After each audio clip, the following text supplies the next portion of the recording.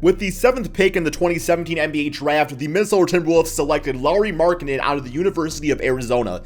Now, on draft night, he was traded in the Jimmy Butler exchange, which sent Lauri, Zach LaVine, and Chris Dunn over to Chicago Bulls, where he spent the first 4 years of his young NBA career. Since then, he's had some really high highs where he's looked like a potential NBA All-Star prospect, and some low lows where injury or confidence or Jim Boylen would get the better of him and simply in the way.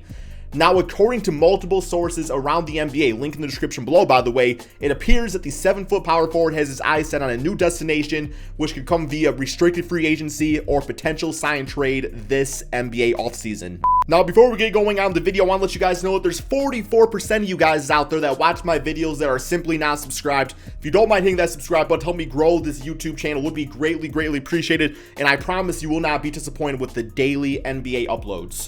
Yo, what's going on, guys? Crispy Flakester. So yes, for today's video, we are going to be talking about the team that Lauri Markkanen wants to go to this NBA offseason. Should be a pretty fun free agency. A lot of, good young name players, especially from that stacked 2017 draft class that are going to be restricted free agents and everything like that, man, to see if any of them end up switching teams. Now, before we get going on the video, remember, guys, for every 100 likes this video gets, I will do one push-up in my next video, man. I've been dropping some crazy weight and actually been gaining some muscle, too, so thank you guys all so much for that.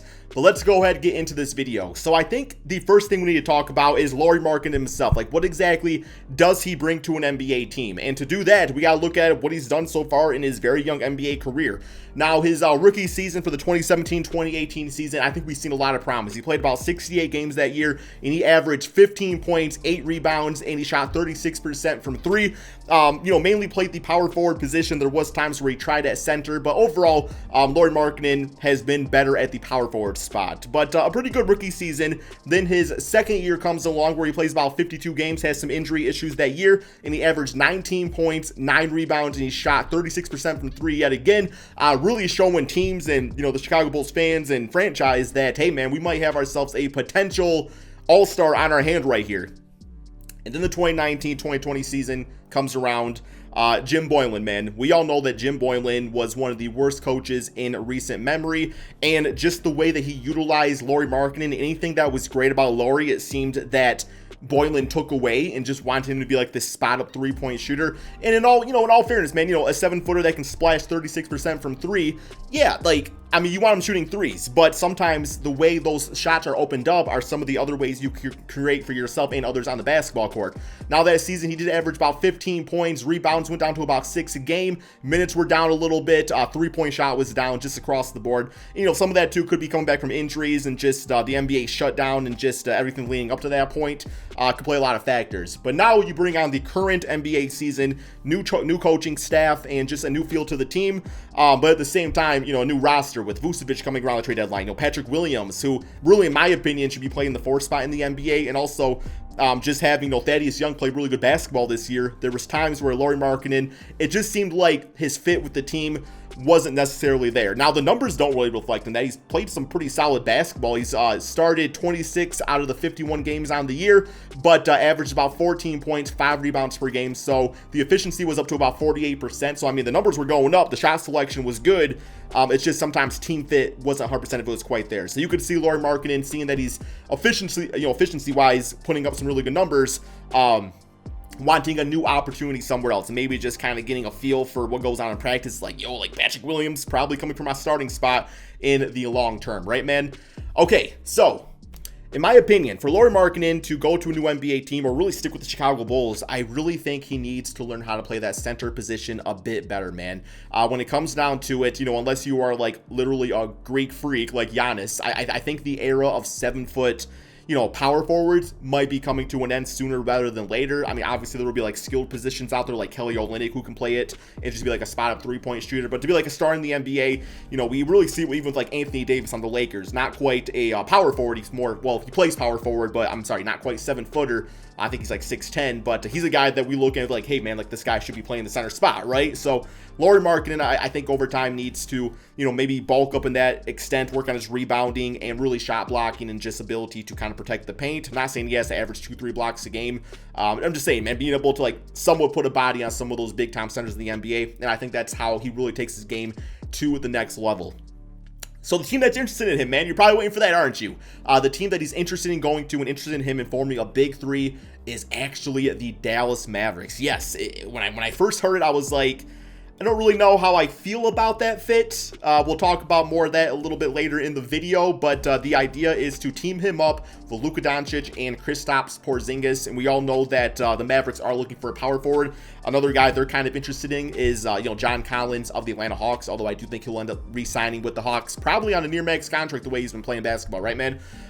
So how exactly do you get Lauri over to that Dallas Mavericks team? I mean, one way is they just, maybe pay him a little bit more money than what the Chicago Bulls are willing to match. He is a restricted free agent, so when you offer that sent his way, the Bulls can simply match. Now, if their direction is just to go with somebody else, then, they're probably not going to match that contract. But at the same time, if the Dallas Mavericks lowball Lauri Markkanen, then the Bulls might be like, well, we'll take him for that price. Like, you throw him like $15 million a season, like, yeah, we'll definitely take him back for that.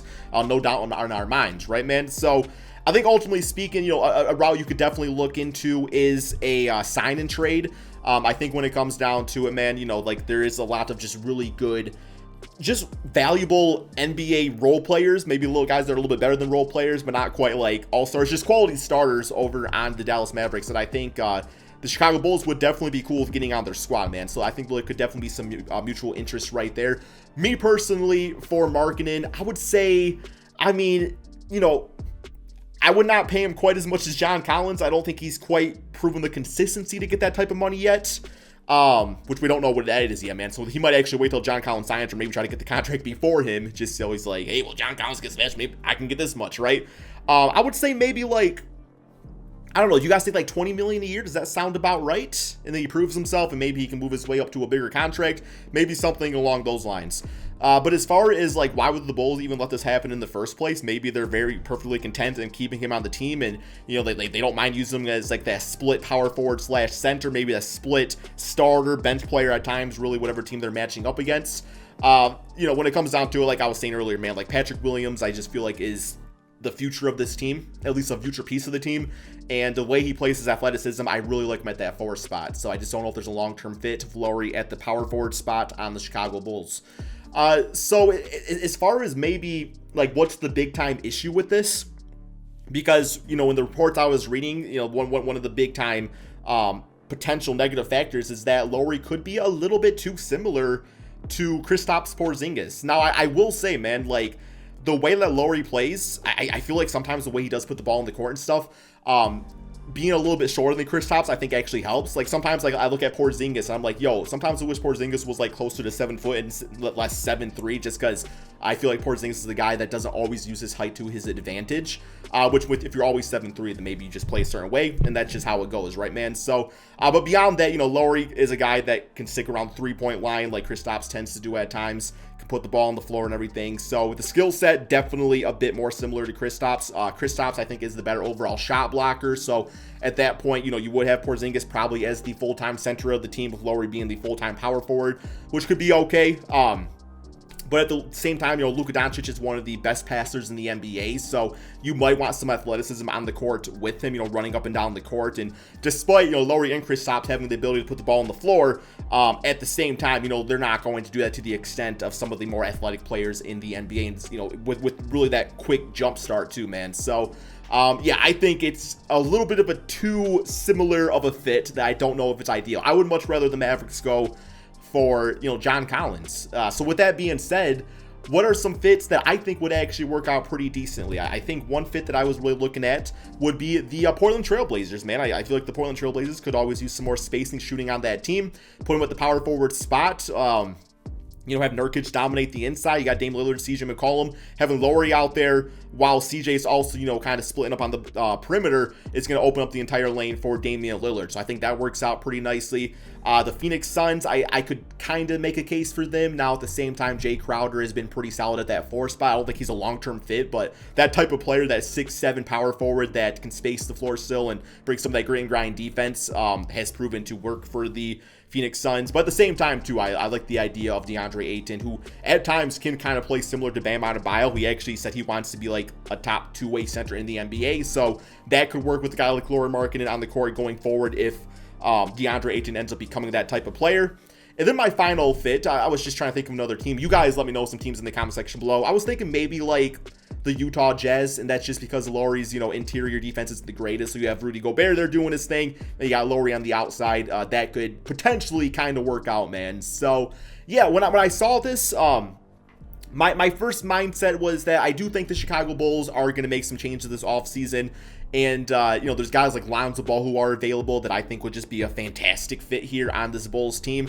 We don't really know who they're going to draft yet. We know they got some young players already on their team with Patrick Williams.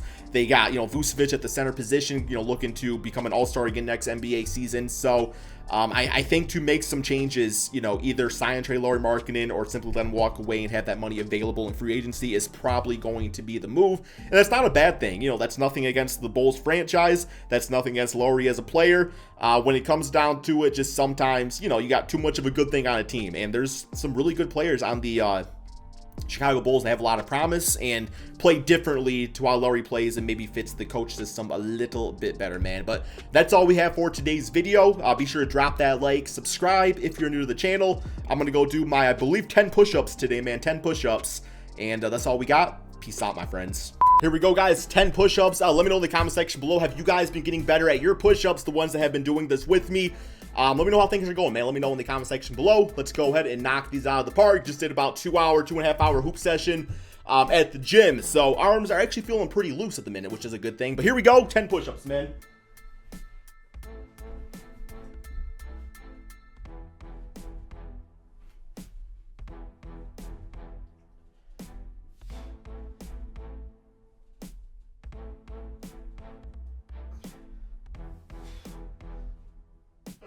Okay.